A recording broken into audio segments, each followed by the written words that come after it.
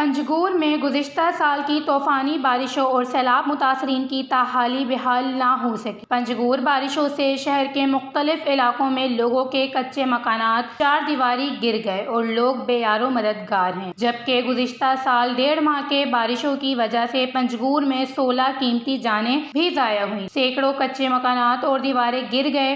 खजूर की फसल मुकम्मल तबाह हो गई, जिससे इलाके के लोगों को अरबों रुपए का नुकसान भी हुआ था। मगर एक साल गुजरने के बावजूद ताहाल हुकूमत की जानिब से मुतासरीन को कोई रिलीफ नहीं मिल सका।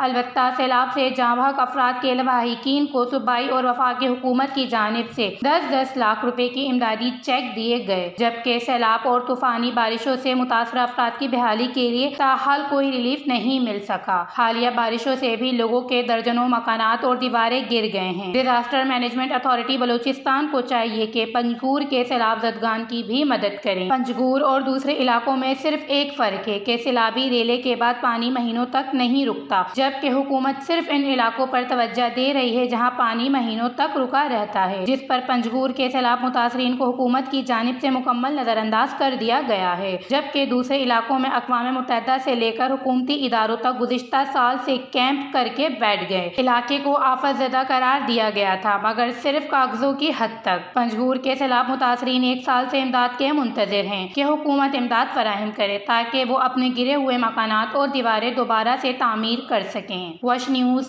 पंजगूर।